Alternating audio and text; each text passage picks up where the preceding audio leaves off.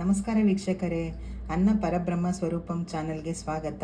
ಇವತ್ತು ನಾನು ಮೊಟ್ಟೆ ಟೊಮೆಟೊ ಹಾಕಿ ಎಗ್ ಬುರ್ಜಿ ಮಾಡ್ತಾಯಿದ್ದೀನಿ. ಹೇಗೆ ಮಾಡೋದು ಅಂತ ನೋಡಿವ್ರಂತೆ, ಬನ್ನಿ ನೀವು ಮಾಡಿ ತಿನ್ನಿ. ಒಗ್ಗರಣೆಗೆ ಈರುಳ್ಳಿ, ಟೊಮೆಟೊ ಮತ್ತು ಅಚ್ಕಾರದ ಪುಡಿ, ಉಪ್ಪು, ಅರಿಶಿನ, ಕೊತ್ತಂಬರಿ ಸೊಪ್ಪು, ಮೊಟ್ಟೆ. ಇವತ್ತು ನಾನು ಎಗ್ ಬುರ್ಜಿ ಮಾಡ್ತಾಯಿದ್ದೀನಿ. ಎಣ್ಣೆ ಹಾಕ್ತಾಯಿದ್ದೀನಿ ಒಗ್ಗರಣೆಗೆ. ಎಣ್ಣೆ ಕಾದಿದೆ, ನಾನು ಸಾಸಿವೆ ಹಾಕ್ತಾಯಿದ್ದೀನಿ.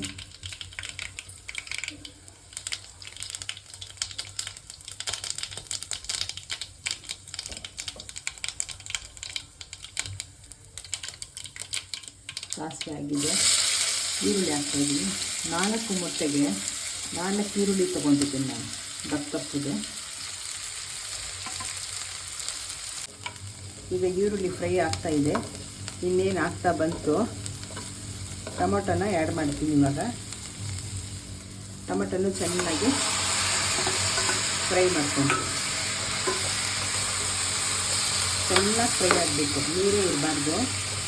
ಆ ಟೊಮೊಟೊ ಹಾಕಿದ ತಕ್ಷಣವೇ ಉಪ್ಪು ಹಾಕಬೇಕು, ಯಾಕೆಂದರೆ ಉಪ್ಪು ಹಾಕಿದ್ರೇ ಅದು ಬಾಡೋದು, ಬೇಗ ಬಾಡುತ್ತೆ ಉಪ್ಪು ಹಾಕಿದ್ರೆ. ಇವಾಗ ಚೆನ್ನಾಗಿ ಬಾಡಿಸ್ತೀನಿ.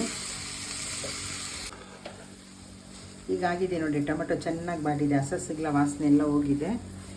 ಈಗ ನಾನು ಅರಿಶಿನನ್ನು, ಸಾಂಬಾರು ಪುಡಿ ಆದರೂ ಹಾಕ್ಬೋದು, ನೀವು ಖಾರದ ಪುಡಿ ಆದರೂ ಹಾಕ್ಬೋದು. ನಿಮ್ಗೆ ಯಾವ್ದು ಇಷ್ಟನೋ ಅದನ್ನು ಹಾಕ್ಕೊಳ್ಳಿ, ಅದು ಇದು ಅಂತೇನಿಲ್ಲ. ನಿಮ್ಗೆ ಯಾವ್ದು ಇಷ್ಟನೋ ಅದು ಹಾಕ್ಕೊಳ್ಳಿ. ಅದು ಹಾಕ್ಬಿಟ್ಟು ಸಾಂಬಾರು ಪುಡಿ ಇಲ್ಲ ಖಾರದ ಪುಡಿ, ಅರಿಶಿನ ಹಾಕ್ಬಿಟ್ಟು 1 ನಿಮಿಷ ಬಾಡಿಸ್ಕೊಳ್ಳಿ. ಜಾಸ್ತಿ ನಿಮಿಷ ಏನು ಬೇಡ, 1 ನಿಮಿಷ ಸಾಕು, ಬಾಡಿಸ್ಕೊಳ್ರಿ.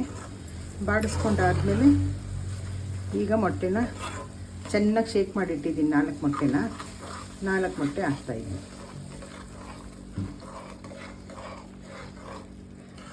ಈಗ ಚೆನ್ನಾಗಿ ಹುರಿತೀನಿ. ಈಗಾಗಿದೆ ನೋಡಿ, ಚೆನ್ನಾಗಿ ಮೊಟ್ಟೆ ಎಲ್ಲ ಫ್ರೈ ಆಗಿದೆ. ಈಗ ಕೊತ್ತಂಬರಿ ಹಾಕ್ತಾಯಿದ್ದೀನಿ. ಕೊತ್ತಂಬರಿ ಹಾಕಿ 1 ನಿಮಿಷ ಬಾಡಿಸ್ತೀನಿ.